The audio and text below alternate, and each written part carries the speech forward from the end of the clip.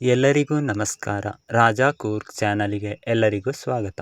ಇವತ್ತು ನಾನು ಮಂಗಳೂರು ಶೈಲಿಯಲ್ಲಿ ಹೇಗೆ ಮೀನು ಸಾರು ಮಾಡೋದೆಂದು ಹೇಳ್ಕೊಡ್ತಿದ್ದೇನೆ. ನನ್ನ ವಿಡಿಯೋ ಇಷ್ಟ ಆದಲ್ಲಿ ಲೈಕ್ ಮಾಡಿ, ಶೇರ್ ಮಾಡಿ, ಸಬ್ಸ್ಕ್ರೈಬ್ ಮಾಡಿಕೊಳ್ಳಿ.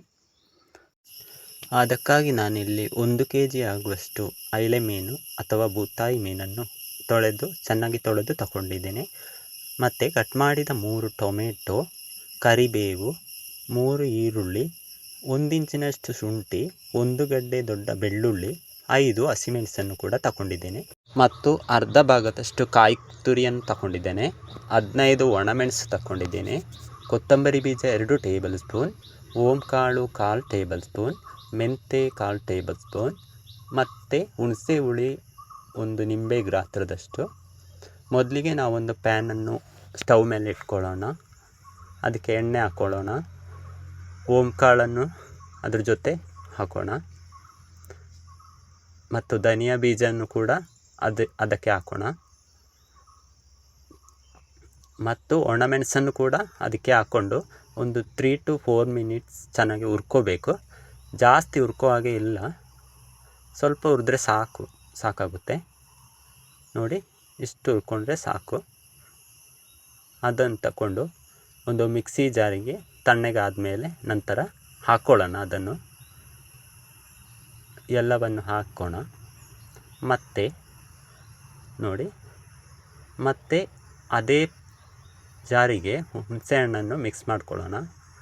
ಮತ್ತು ಅದೇ ಪ್ಯಾನನ್ನು ಸ್ಟವ್ ಮೇಲೆ ಇಟ್ಕೊಳ್ಳೋಣ. ತುರಿದ ಕಾಯಿ ತುರಿಯನ್ನು ಕೂಡ ಅದೇ ಪ್ಯಾನಿಗೆ ಹಾಕೋಣ. ನೋಡಿ, ಹಾಕ್ಕೊಂಡು ಇದನ್ನು ಕೂಡ ಜಾಸ್ತಿ ಹುರ್ಕೊಳ್ಳೋಗಿಲ್ಲ, 3 to 4 ಮಿನಿಟ್ಸ್ ಸಾಕಾಗುತ್ತೆ.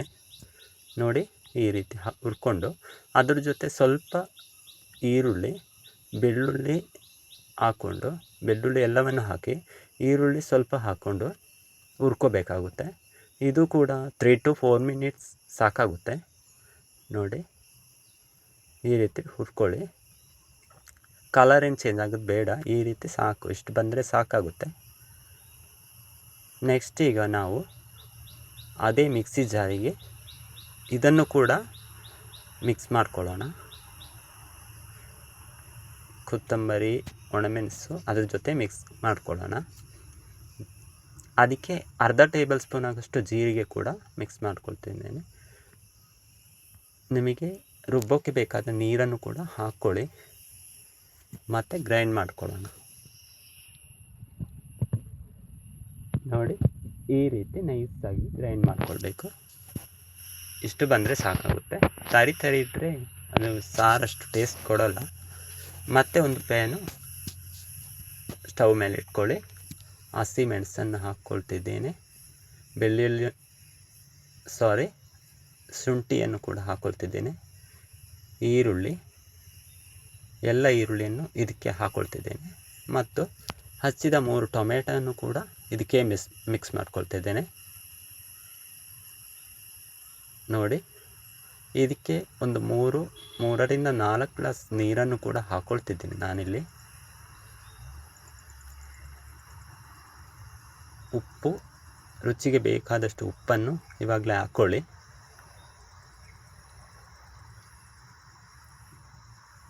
ನಂತರ ಮಿಕ್ಸ್ ಮಾಡ್ಕೊಳ್ಳಿ ಚೆನ್ನಾಗಿ. ಮುಚ್ಚಳ ಮುಚ್ಚಿ ಒಂದು 10 to 15 ಮಿನಿಟ್ಸ್ ಬೇಯಿಸ್ಕೊಳ್ಳಿ ಇದನ್ನು. ಮಂಗಳೂರು ಕಡೆಲ್ಲ ಈ ರೀತಿ ಮೀನು ಸಾರನ್ನೇ ಜಾಸ್ತಿ ಮಾಡ್ತಾರೆ. ನಾನು ಅದೇ ರೀತಿ ಮಾಡ್ತಿದ್ದೀನಿ ಇಲ್ಲಿ. ನೋಡಿ, ಚೆನ್ನಾಗಿ ಕುದೀತಿದೆ. ಇದು ಸ್ವಲ್ಪ ಕೂಡ ಬೇಯಬೇಕಾಗುತ್ತೆ, ಇನ್ನು ಸ್ವಲ್ಪ ಬೇಯಬೇಕು.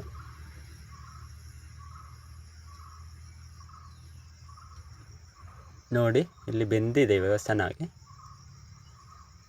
ನಾನೊಂದು 10 to 15 ಮಿನಿಟ್ಸ್ ಚೆನ್ನಾಗಿ ಬೇಯಿಸಿದ್ದೀನಿ. ನೋಡಿ, ಇಷ್ಟು ಬಂದರೆ ಸಾಕಾಗುತ್ತೆ. ನೆಕ್ಸ್ಟ್ ಈಗ ನಮಗೆ ಇದಕ್ಕೆ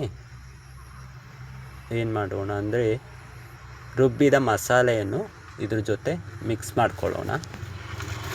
ರುಬ್ಬಿದ ಮಸಾಲೆಯನ್ನು ಮಿಕ್ಸ್ ಮಾಡ್ಕೊಳ್ತಿದ್ದೇನೆ. ನಂತರ ಅದೇ ಮಿಕ್ಸಿ ಜಾರಿಗೆ ಸ್ವಲ್ಪ ನೀರನ್ನು ಕೂಡ ಬೆರೆಸಿ ಮಿಕ್ಸ್ ಮಾಡ್ಕೊಳ್ತಿದ್ದೇನೆ. ನೆಕ್ಸ್ಟ್ ಈಗ ನಾನು 3 to 4 ಗ್ಲಾಸಷ್ಟು ನೀರನ್ನು ಕೂಡ ಇದಕ್ಕೆ ಸೇರಿಸ್ಕೊಳ್ತಿದ್ದೀನಿ. ನಿಮಗೆ ಎಷ್ಟು ಬೇಕಷ್ಟು ನೀರನ್ನು ಸೇರಿಸ್ಕೊಳ್ಳಿ. ಸಾರು ಗಟ್ಟಿ ಬರಬೇಕಂದ್ರೆ ಸ್ವಲ್ಪ ನೀರನ್ನು ಹಾಕ್ಕೊಳ್ಳಿ.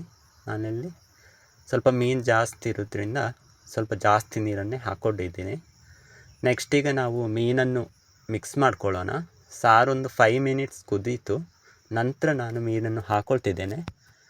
ಮೊದಲೇ ಹಾಕಿದರೆ ಅದು ಅಷ್ಟು ಟೇಸ್ಟ್ ಕೊಡೋಲ್ಲ. ಅದರಿಂದ ಟೇಸ್ಟು ಅಂತಲ್ಲ, ಅದೇ ಹಾಗೆ ನೀರು ಹಾಕಿದ ತಕ್ಷಣ ಮೀನನ್ನು ಹಾಕಿದರೆ ಅದೊಂಥರ ಉಡಿ ಆಗೋ ಚಾನ್ಸ್ ಇದೆ. ಅದರಿಂದ ಸಾರು ಚೆನ್ನಾಗಿ ಕುದೀದು ಬಂದಮೇಲೆ ಹಾಕ್ಕೊಳ್ತಿದ್ದೀನಿ ಇಲ್ಲಿ ಮೀನನ್ನು. ಎಲ್ಲವನ್ನು ಹಾಕೋಣ ಈ ರೀತಿ. ನೆಕ್ಸ್ಟ್ ಅದಕ್ಕೆ ಅದರ ಗ್ರೇವಿಯನ್ನು ಸ್ವಲ್ಪ ಮೇಲೆ ಹಾಕೋಣ. ಈ ರೀತಿ ಚೆನ್ನಾಗಿ ಮಿಕ್ಸ್ ಮಾಡ್ಕೊಳ್ಳೋಣ. ನೋಡಿ, ಒಂದು 10 to 15 ಮಿನಿಟ್ಸ್ ಅಲ್ಲಿ ಬೇಯ್ಬೋದು. ಇದು ಚೆನ್ನಾಗಿ ಕುದೀತಿದೆ ಈಗ ನೋಡಿ.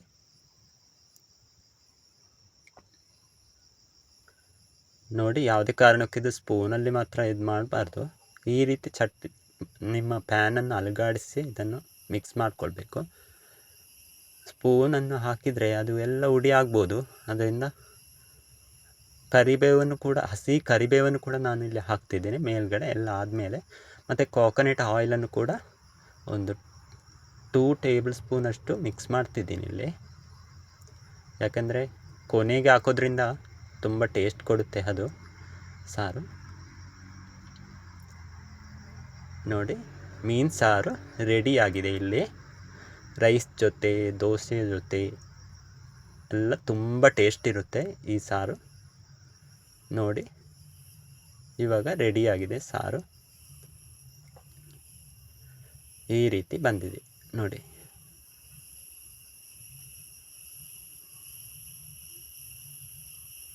ವಿಡಿಯೋ ಇಷ್ಟ ಆದರೆ ಲೈಕ್ ಮಾಡಿ, ಶೇರ್ ಮಾಡಿ, ಸಬ್ಸ್ಕ್ರೈಬ್ ಮಾಡ್ಕೊಳ್ಳಿ. Thank you.